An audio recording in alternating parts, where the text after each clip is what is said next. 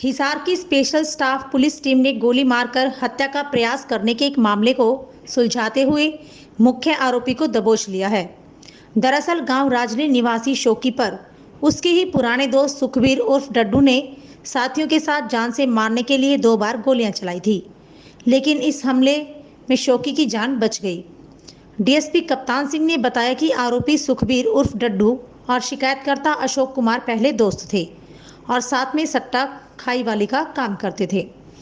मई 2018 में सुखबीर उर्फ डड्डू ने रंजिशन शराब के ठेकेदार सुरेंद्र और रामफल को जान से मारने के लिए गोलियां मारी थी, जिस कारण सुखबीर उर्फ डड्डू को थाना बरवाला में हत्या प्रयास के मामले में गिरफ्तार कर जेल भेज दिया गया था। इसके बाद सुखबीर उर्फ डड्डू ने इस मामले में सुरेंद्र और रामफल के साथ 6 लाख रुपए देकर राजीनामा कर लिया और अशोक ने ही डड्डू से कहा था कि इस राजीनामे का पूरा खर्चा देगा, लेकिन बाद में अशोक ने ये पैसे देने से मना कर दिया। ये दिनांक 31/3/22 को अशोक कुमार सनुम दलबीर सिंह गांव राजली उसके मकान पर सुखबीर उर्फ डुड्डू सनुम चरण सिंह गांव राजली व मंजीत उर्फ सिट्टू सनुम प्रहलाद सिंह गांव सरसोद ने ये दोनों उसके मकान पर गए थे और उससे 20 लाख रुपए की फिरौती की मांग की थी और उसके घर पर इन्होंने 6 राउंड फायर किए थे, जो गोलियां उसके मकान के शीशों में, दरवाजों में, खिड़कियों में लगी थी और उसको धमकी देकर जान से मारने धमकी देकर फरार हो गए थे।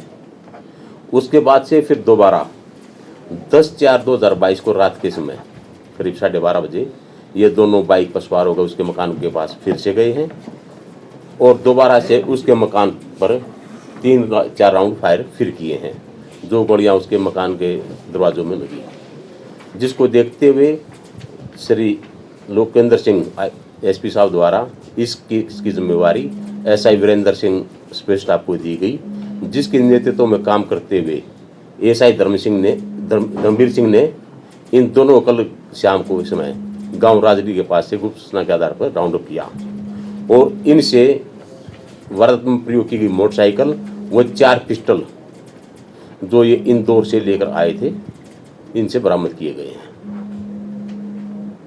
इससे पहले भी इन दोनों पर 2 केस रहे हैं।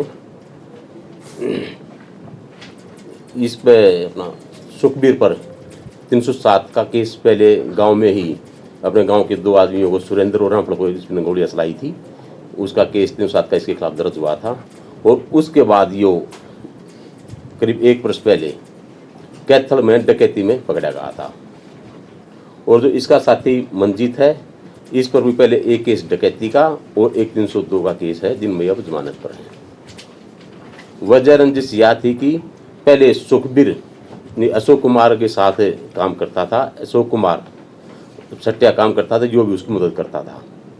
जब इसने सुरेंद्र और रामफल पर फायरिंग की थी तो इसने कहा था कि अशोक कुमार ने भाई तेरे को जो भी थोड़ा बहुत खर्चा वो मैं दे दूंगा, तो उस केस में इसकी जमानत कराने में और राजीनामा करने में 6 लाख रुपये दिए गए थे और करीब 7-7.5 लाख रुपए का खर्चा आया था।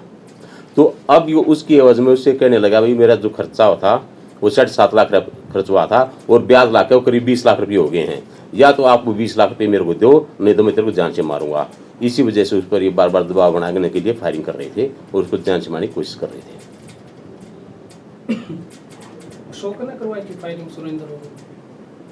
हाँ, ये बता रहा है कि अशोक कुमार के कहने से ही हमने उस पर फायरिंग की थी। ये बात अब बता रहा है उस जिस वक्त इसने गोलियां मारी थी, केस में गिरफ्तार था, उस वक्त उस टाइम पर ये कोई भी बात ऐसी सामने नहीं आई थी कि सुरेंद्र पर और रामफल पर जो फायरिंग की गई है वो अशोक से कहने पर की गई है।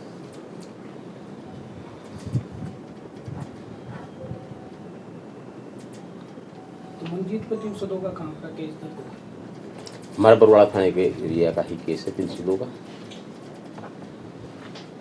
तो अब अशोक भी इसमें 120B का और पुराने वाले मामले में रहे नहीं, ये बताया ना आपको भी, उस वक्त पर ऐसी कोई बात सामने नहीं आई थी कि सुरेंद्र रामफल पर गोली चलवाने में अशोक का कहीं हाथ है या उसने चलवाई है। इसने उस वक्त ऐसा कोई खुलासा नहीं हुआ था। अब इन्होंने कहा है तो तस्दीक की जाएगी। हाँ, अब इसने जो कहा हम उसके बारे में इंक्वायरी कर रहे हैं, तसल्ली करेंगे और जहाँ से असली लेकर आए हैं वहाँ पर रेड करेंगे और उनको भी हम गिरफ्तार किया जाएगा। कितने में खरीद के लाए थे सर ये करीब 1 लाख रुपए में ये 4 पिस्टल लेकर आए थे। और भी कोई टारगेट फाइंड की? तो अब इनका पुलिस 5 दिन कोर्ट में पेश कर 5 दिन का पुलिस रिमांड लिया गया है और भी वारदात तो खुलासा हो सकता है। हम इनसे और गहनता से पूछताछ करेंगे।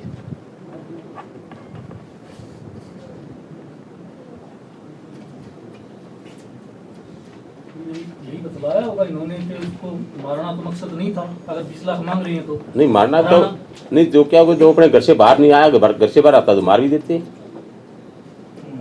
बार बार गोलियां चला रहे हैं, घर के अंधाधुंध फायरिंग कर रहे हैं। आज भी 10-12 जगह उनकी उसके मकान में गोलियों के निशान हैं, शीशों में खिड़कियों में लगे हुए हैं। तो इन्होंने अपनी तरफ से मारने के लिए ही फायर किए थे, वो तो उसकी किस्मत थी, वो बच गया।